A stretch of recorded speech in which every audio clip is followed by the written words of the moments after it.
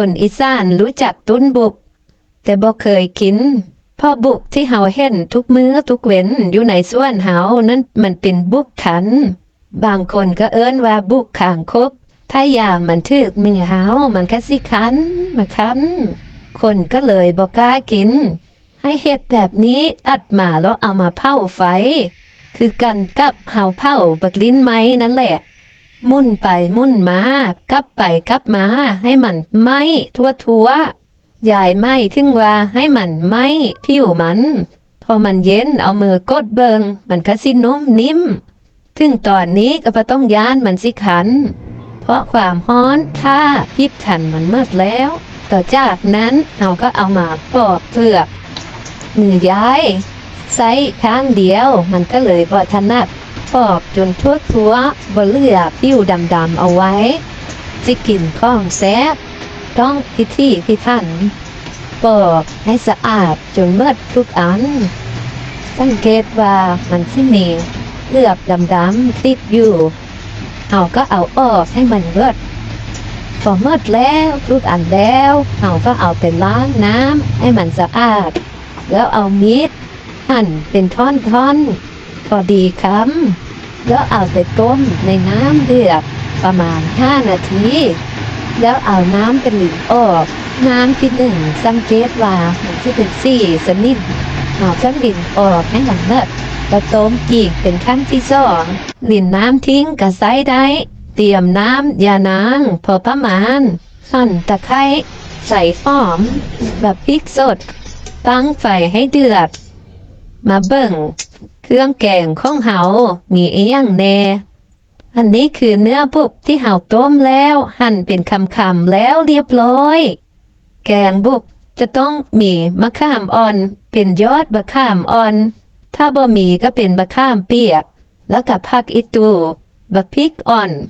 ผักที่ใส่แกงก็สิเป็นยอดมะลุมที่ขาดบ่ได้ก็คือเนื้อปลาต้มปลาแดกแล้วแกะเอาแต่เนื้อแล้วตะไคร้มดแดงบ่ใส่ก็ได้ต่อจากนั้นให้เอาผักอีหงลงก่อนหมู่เพราะว่าผักอีหงมันมีรสเฟื่อนมันจำเป็นต้องต้มให้สุกเป็นผักที่ต้องใช้เวลานานเราก็เลยต้มก่อนหมู่จากนั้นตามด้วยเนื้อปลาที่เราแคะเอาไว้ลงไปบ่มีก็บ่ใส่ก็ได้ถ้าเราใส่เนื้อปลามันก็สิแซ่บแต่สิหนัวบ่มักปลาบ่มีปลาก็ใส่หมูใส่เนื้อมันก็แซ่บคือกันตามลงไปด้วยเนื้อบุกที่เราต้มแล้วสังเกตว่ามันสิเละๆเป็นก้อนเราก็เกลี่ยมันออก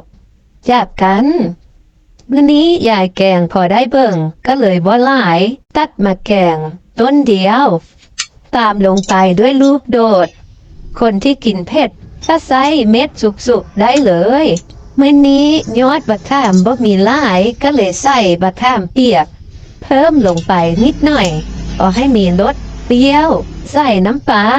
แดกลงไปน้ำให้มันนัวๆแล้วก็ปิดฝาไว้ให้มันเดือดตามด้วยไข่มดแดงใส่ก็ได้บ่ใส่ก็ได้ถ้าใส่มันก็แซ่บมันก็สิน่ากินขึ้นสิใส่หลายก็บ่ได้เพราะมันแพงชิมรสชาติว่ามันพอดีแล้วก็ใส่ผักอีตูใบมะขามอ่อนลงไปคนแล้วสิที่แล้วหัดแซ่บเพื่อแซ่บเฮาก็ปรุงตามใจเฮาปกติแล้วยายเป็นคนมักแกงอีหลอแต่ว่ามันหายากยายก็เลยแกงอีพุกแทนเพราะว่าในส่วนยายมันมีหลายบ่มีไผเอาไปกินมีแต่ยายคนเดียวเอามากินทุกปีละหลายครั้งยายสิแนะนำว่าสิเอาอีพุกแบบใดมาแกงมันจังสิแซ่บสิหวานอีพุกที่เกิดใหม่เด้อที่มันเกิดพ้นดินขึ้นมาให้เอาเสียมขุดเอาแบบนั้นล่ะเอาไปเผาไฟแล้วมันก็สิแซ่บหลายมันสิหวานแต่เมื่อนี้คุณยายเอาใบที่มันยังหุบอยู่ยังบ่บานแล้วยายก็เอาลำต้นมันมาเผาไฟมาเฮ็ดให้เบิ่งแกงอีพุกมื้อนี้ แซ่บหลาย กินบ่เคยเบื่อบ่เคยขัน ให้ลองเฮ็ดเบิ่งเด้อทุกคน